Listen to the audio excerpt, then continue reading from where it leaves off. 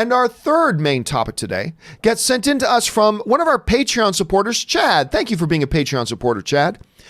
I used to hate Leonardo DiCaprio during the Titanic years. I thought he was a boyish actor that only girls cared about. Then I watched Catch Me If You Can and was blown away by his talent. Robert Pattinson has had a similar career trajectory. Only known for his roles in Harry Potter and Twilight, not a lot of people saw him as a serious actor. Then I watched Good Time and was once again like, wait, this guy can effing act. Now he has Tenet coming out and is the next Batman. And yes, and just so you know, the subject line of Chad's message to me was, is Robert Pattinson the new Leonardo DiCaprio? And I think you raise an interesting thing, because by the way, it's not just Tenet he has coming out. He's got this other new film coming out called The Star Is Noon. They haven't started shooting that yet, but he's got that.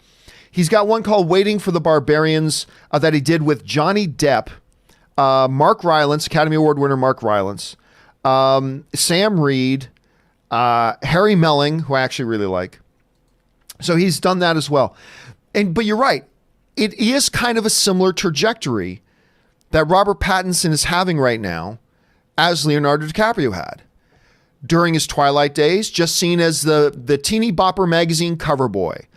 You know, all image, no substance. At least, you know, that's what we thought, because he was just a pretty boy in a not very good series of movies.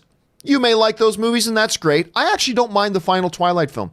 I don't care if that's I actually don't mind the last Twilight film. I actually thought the final Twilight film wasn't that bad. Suck on it. Anyway. But that's all people thought of him as. And of course, that image wasn't helped by the fact that he was also, I can't even remember the character's name, in Harry Potter, right? So what happened was, and Leonardo DiCaprio was much like that in his younger years as well. He was the teeny bopper cover boy, you know, Romeo and Juliet. Although with Leonardo DiCaprio, we should have known better. Because early in his career, he did What's Eating Gilbert Grape. And he was effing amazing in that. He was flat out amazing in that. And if I'm not mistaken, and I might be, I actually think he was nominated for Academy Award for that. Hold on a second. Leonardo DiCaprio. Let me just pull that up. Now I just got to double check to make sure I'm right about that, because I think I am. I think he won. Sorry. Yes. In 1994, he was nominated for Best Supporting Actor for What's Eating Gilbert Grape. Amazing. He was great in that. We should have known. But anyway, we all wrote him off because he was just the teeny bopper boy. Right? We wrote him off. But then he started to appear in like amazing movies and giving amazing performances in those movies. I mean, we won't talk about The Beach, but damn it. You know, he was in what was for a long time the biggest film of all time, Titanic. And then he was in Man of the Iron Mask, which I really enjoyed. Let's not talk about The Beach. But after that, Gangs of New York, Catch Me If You Can, The Aviator, The Departed, Blood Diamond, Body of Lies, Revolutionary Road, Shutter Island, Inception, J. Edgar, which wasn't great, but oh my God, he was great in it. Django Unchained, The Great Gatsby, again, not a great film, but he was great in it. Wolf of Wall Street. And finally, he got his Academy Award for The Revenant. And now everybody knows that Leonardo, of course, he's got Once Upon a Time in Hollywood. Now everybody knows that Leonardo DiCaprio is a major force in acting in our industry. And I think you're absolutely right. I think Robert Pattinson is the next Leonardo DiCaprio. The one difference is Leo DiCaprio got his resurgence, if you will, started at a younger age than Robert Pattinson. Because I keep forgetting. Hey, Google, how old is Robert Pattinson? I know he's in his early 30s, I think. Robert Pattinson is 33 years old. He's 33. So a little bit later. But the reality is that ever since Robert Pattinson did those Twilight movies and all that kind of stuff, he's done a bunch of smaller profile indie art films that he has slowly but surely started to develop a reputation as one of the best actors in the business. Top 20 that a lot of directors want to work with. But he kept turning down big roles and turning down big roles. So he did The Rover, which I think that was in 2014. I think that is maybe his best performance to date. Not necessarily his best movie, but his best performance to date. And I actually do love that movie. He was incredible in that, but nobody saw it. He was incredible in Queen of the Desert, but nobody saw it. He was amazing in The Lost City of Z, but nobody saw it. He was arguably Oscar worthy. There was a lot of talk that maybe he should have gotten an Oscar nomination for Good Time. He was absolutely amazing, maybe even Oscar worthy for High Life. Now he's got this film, The Lighthouse, coming out. And then, of course, we all know he's the new Batman. And he's now going to be in the Christopher Nolan film, Tenet, which is ironic. He's in Batman, and then it's going to be in the movie of the guy who used to direct Batman. A little bit of irony there, but poetically so. This dude, I just remember the day they announced that he was going to be Batman. I just remember the internet losing their mind because a lot of us are ignorant. And when I say ignorant, I don't mean stupid ignorant. I mean, a lot of the audience didn't know about all this long list of incredible performances that he's given. And so the reaction, of course, was, Twilight guy?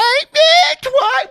You're going to make Twilight guy Batman? And all the world is ending, the sky is falling because it's Twilight guy. And you know what? Here's the thing.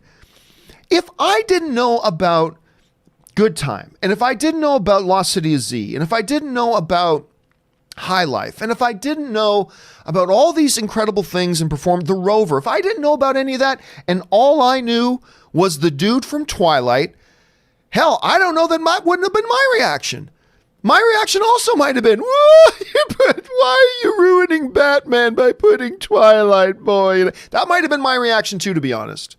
That might have been my reaction too.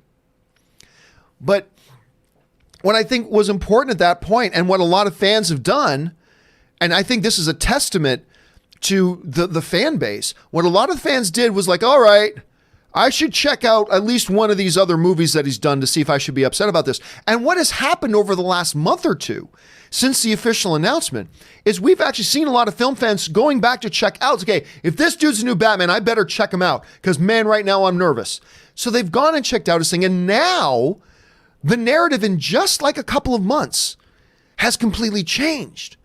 Now, all of a sudden, people are actually excited about this dude being Batman. Not everybody, obviously, but a lot of people have actually done their homework. They've gone back and checked out one or two of these films, or some people have checked out all of his filmography. And all of a sudden now, it went very quickly from, how dare you put Harry Potter and, Twilight Boy as Batman, which is understandable if you never saw anything else of his. They've gone from that to, hey man, he's going to be a good Batman. You're damn right he is. And you put him in the hands of a director like Matt Reeves, I think this is going to be something. I really do. And yeah, you're looking at this trajectory the dude's on, and now he's starting to do bigger movies. He's like, okay, I've done the small indie tour things. I've established my reputation. Time to start accepting some of these bigger films. And he's doing Tenet with Christopher Nolan. He's obviously Batman. He's got this Stars at Noon, and he'll still do some indie films as well. But yeah, all that to say is, even though I think the ages are off because Leonardo started his resurgence a little bit younger, I think you're absolutely right. I think that's a good analogy. I think Robert Pattinson is indeed the next Leonardo DiCaprio. And I think, maybe not in the next year or two, but in the next 5 to 7 years, like Leo, I think Robert's going to have an Oscar statue or two on his mantle. He's just that caliber of actor. I really believe that. So anyway, what do you guys think about that? Do you see the similarities there, or do you think we're missing some big differences between the trajectory of a Leonardo DiCaprio and a Robert Pattinson? Are you enthusiastic about it? What do you guys think? Jump down to the comments section below and let me know your thoughts.